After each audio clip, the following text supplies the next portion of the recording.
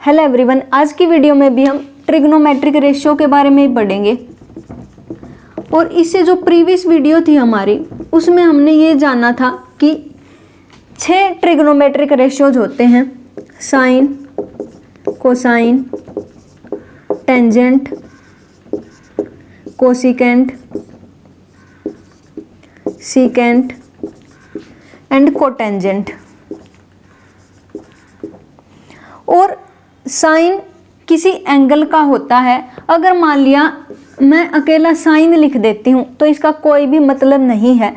और अगर sign of angle A इस तरीके से अगर मैं लिख दूँ तो इसका ये भी मतलब नहीं है कि ये साइन और एंगल ए का क्या है, प्रोडक्ट है। जब इनको इकट्ठा लिखा जाता है तभी इनका कोई मीनिंग है। और जो साइन का रेसिप्रोकल होता है वो होता है हमारे पास कोसिकेंट, कोसाइन का रेसिप्रोकल होता है सीकेंट, टेंजेंट का रेसिप्रोकल होता है कोटेंजेंट। और कल की वीडियो में हमने ये जानना था कि जब भी हमारे पास कोई भी राइट एंगल ट्रायंगल दिया जाता है, यहाँ पर कौन सा एंगल होता है, 90 डिग्री का।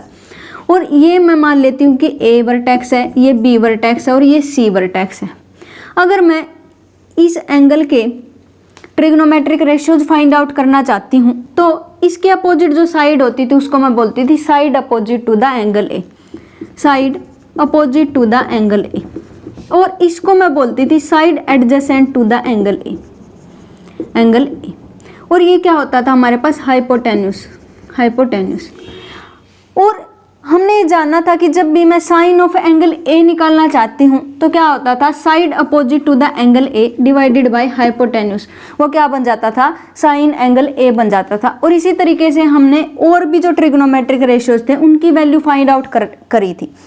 और आज की वीडियो में हम ये जानना चाहते हैं, अगर ये हमारे पास कोई भी ट्रायंगल है, अगर मैं इसको थोड़ा सा यहाँ पर एक्सटेंड कर देती हूँ इस साइड को, और यहाँ से फिर से एक परपेंडिकुलर ड्रॉ करती हूँ और इस साइड को भी फिर से क्या कर देती हूँ, एक्सटेंड कर देती हूँ, और ये एंगल मैं मान लेती हूँ ए है, तो इस ट्रायंगल के लिए और इस बड़े से ट्रायंगल के लिए मैं ये जानना चाहती हूँ कि इन ट्रिग्नोमेट्रिक रेशियोज की जो वैल्यू है वो सेम रहती है या फिर बदल जाती है। इसका कहने का क्या मतलब है, अगर मैं इस साइड की लेंथ को और इस साइड की लेंथ को या ट्रायंगल की जो साइड की लेंथ है उनको इंक्रीज कर दिया जाए, इन ट्रिग्नोमेट्रिक रेशियोज की वैल्यू बदल जाती है या नहीं बदलती। तो आज का हमारा यही टॉपिक है। तो मैं मान लेती हूँ कि हमारे पास एक राइट एंगल ट्रायंगल दिया गया है जिसकी बी वर्टेक्स पर क्या बना हुआ है, 90 डिग्री का एंगल बना हुआ है। अब यहाँ पर मैं ए वर्टेक्स मान लेती हूँ, यहाँ पर सी वर्टेक्स मान लेती हूँ। मैं क्या करती हूँ, इस हाइपोटेन्यूस को थोड़ा सा एक्सटेंड कर देती हूँ और इसको मैं डी मान लेती हूँ, और फिर यहाँ से एक परपेंडिकुलर ड्रॉ करती हूँ और इस साइड को भी एक्सटेंड कर देती हूँ और इसको मैं मान लेती हूँ डी ई। अब एंगल ए ये हो जाएगा। मैं ये जानना चाहती हूँ कि जो ट्रिग्नोमेट्रिक रेशियोज हैं इस ट्रायंगल के लिए और इस ट्रायंगल के लिए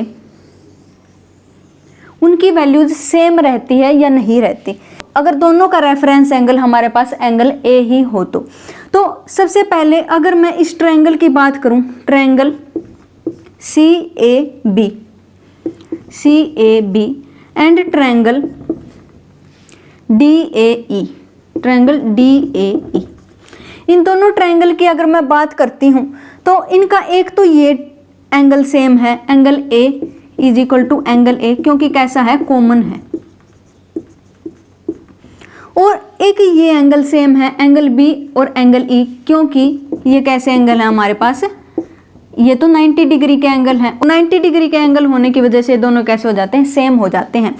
अब एंगल क्राइटेरिया हम पहले भी पढ़ चुके हैं, तो इस क्राइटेरिया से हम क्या कह सकते हैं कि जो ट्रायंगल है सी ए बी वो किसके सिमिलर हो जाता है, हमारे पास डी ए ई के सिमिलर हो जाता है, डी ए ई के सिमिलर हो जाता है। और जो भी सिमिलर ट्रायंगल होते हैं उनके सारे के सारे एंगल इक्वल होते हैं और उनकी जो साइड होती हैं वो इक्वल प्रोपोर्शन में मिलती हैं।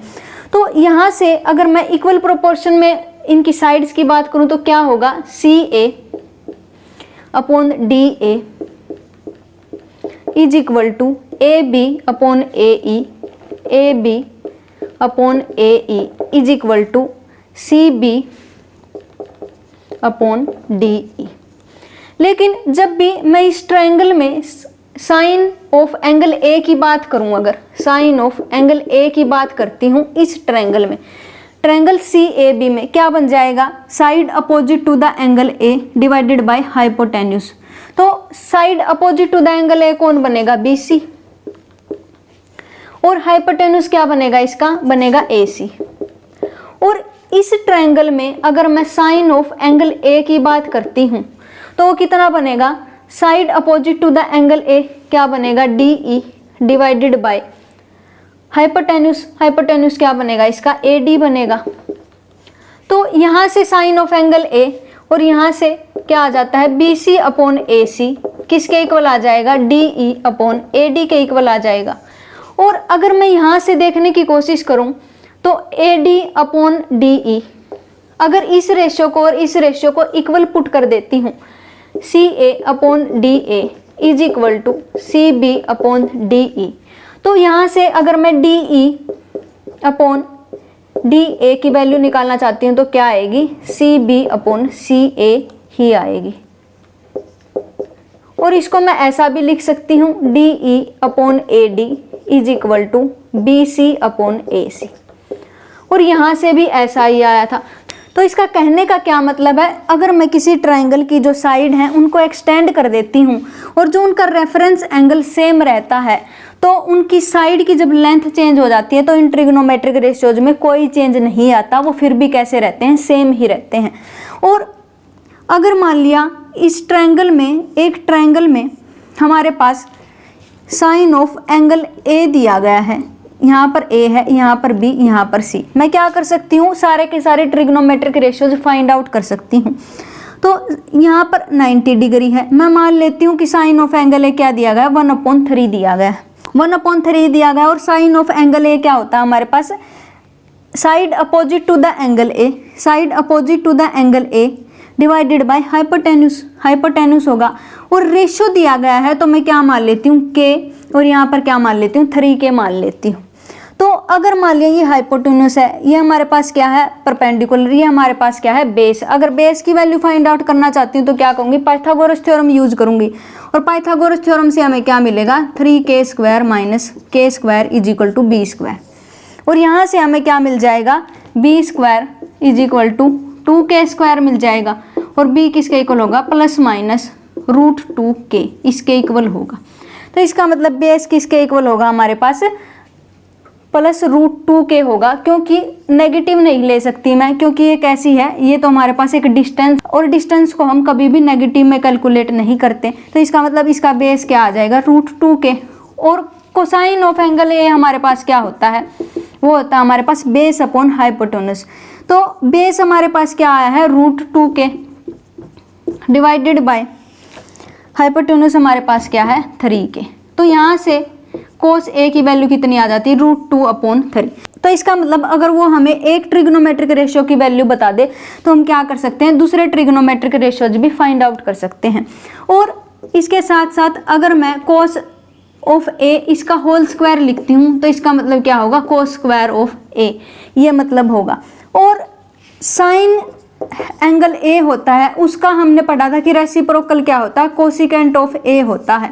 लेकिन कोसिकेंट ऑफ ए को मैं साइन इनवर्स ए के इक्वल नहीं लिख सकती, ये दूसरा फंक्शन होता है जिसको हम इनवर्स ट्रिग्नोमेट्रिक फंक्शन के नाम से जानते हैं। रेसिप्रोकल होना और साइन इनवर्स फंक्शन होना दोनों अलग अलग बातें हैं, हम इसको ऐसे नहीं लिख सकते, ये गलत होगा। तो यही थी हमारी आज की वीडियो, जिसमें हमने ये जाना अगर किसी ट्रायंगल की साइड को एक्सटेंड कर दिया जाए तो उसका जो ट्रिग्नोमेट्रिक रेशियोज हैं वो सेम ही रहते हैं। तो मिलते हैं नेक्स्ट वीडियो में ऐसे ही टॉपिक के साथ, जिसमें हम ट्रिग्नोमेट्रिक रेशियोज के बारे में थोड़ा सा और समझने की कोशिश करेंगे। तब तक के लिए stay connected, have a nice day, thank you.